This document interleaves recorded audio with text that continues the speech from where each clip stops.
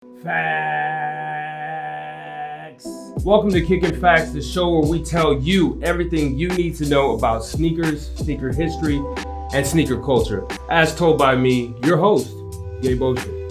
This week's topic is the Air Jordan 11 playoff colorway. And like I've said before, which is especially true this time, this ain't no unboxing. What I will do is kick nothing but facts on one of the greatest sneakers Jordan Brand has ever released. I'll talk history, design details, release history, on-court moments, pop cultural relevance, and by the end, you'll know why your collection is seriously lacking if you don't already have a pair. So let's get right to it. First things first, a bit of history about the Air Jordan 11 as a whole. It was designed by Tinker Hatfield, who once said he thinks it's his all-time favorite shoe. I think it's my all-time favorite shoe. The shoe debuted during the 1994-95 playoffs, shortly after Michael Jordan's return to basketball, as we saw Jordan rock both the Concord and Space Jam colorways. Although that season ended in defeat, it set the stage for what was probably the greatest individual and team season of all time.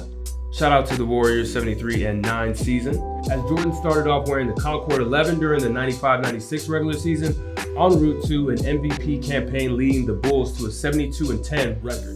While in previous seasons, Michael Jordan wore the black colorways to the All-Star game, he flipped the switch and laced up the Columbia 11, adding an All-Star MVP to his resume. Then, stepping into the postseason, he broke out the playoff Jordan 11 for the first time. Taking that Bred color combination to the next level, he also seized the opportunity to test the integrity of his ankles by wearing a low-top version of the shoe that never really released and an IE version that I personally don't think gets enough love. But of course, the mid-level exception got the most shine and on-court time, as Jordan went on to win his 4th NBA title and 4th Finals MVP award, doing all of that on Father's Day, his first trophy set since the tragic loss of his dad, James R. Jordan Sr., with that emotional, bittersweet moment immortalized in this photo.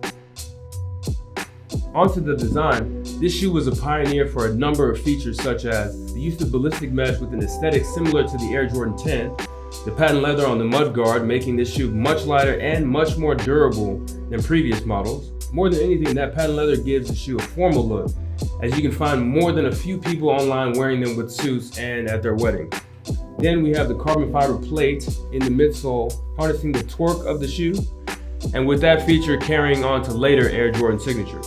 1996 saw the OG release of the Playoff 11 Mid and Black Red IE, with the former being an instant classic from jump, selling quick, fast, and in a hurry. Almost as if to commemorate Jordan returning to the hardwood, the Playoff 11 was retroed in December 2001, with the Bred IE releasing in May 2003, closing out Michael Jordan's career once and for all. In 2008, Jordan Brand had the sneaker world on smash, with the Countdown Pack Collezione pairing up the first 22 Air Jordan signatures with counterparts that added up to 23. So the Taxi Jordan 12 was paired with the Jordan 11, which of course came in the playoff colorway. 3 years later, in 2011, the Bred IE pulled up again. In 2012, the playoff 11 came back to carry on the holiday Jordan 11 tradition. Then, remember that playoff 11 I mentioned earlier? Well, Jordan Brand tried to pull a fast one, releasing it in 2015 with a red inner lining, but it wasn't, nah. Then Jordan Brand made up for it by dropping a Bred variant at the end of 2015 in the form of the 7210 colorway. Like it or not, that thing went platinum, selling over 1 million pairs, proving Nike's bag was mad different to the tune of $130 million in one day. And now we're staring down the barrel of the OG playoff colorway coming back this December 2019, and for the first time on this colorway bearing a 45 stitched on the back. Now, if we're keeping it a stack for a lot of the younger generation, Michael Jordan might not be enough to keep this shoe hot and relevant. So on the court carrying the shoe's torch, they had Monte Ellis, Rudy Gay, Lou Williams, and even Nick Young wearing them back when he was in college at USC. If that wasn't enough, the likes of Rita Ora and Jason Sudeikis were also seen wearing them, in addition to Lil Wayne and CSS veteran Theophilus London keeping the playoffs on straight flame status.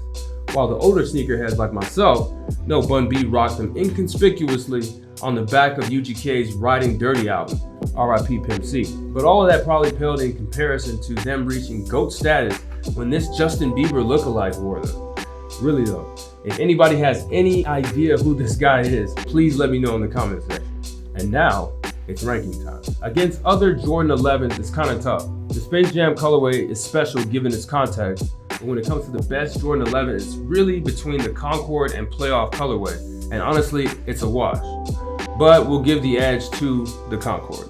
Put up against all Jordans of all time, we gotta refer back to the Air Jordan 4 video. Check that video out if you haven't already, where the top 4 spots were already set. So this one is a lock at number 5. And there you have it. That's everything you need to know about the Air Jordan 11 Playoff colorway, as told by me, Gabe Ocean. And I'm just kicking facts. Make sure you like, share, and subscribe for more episodes, and tune in next time. Appreciate it, and take care of yourself.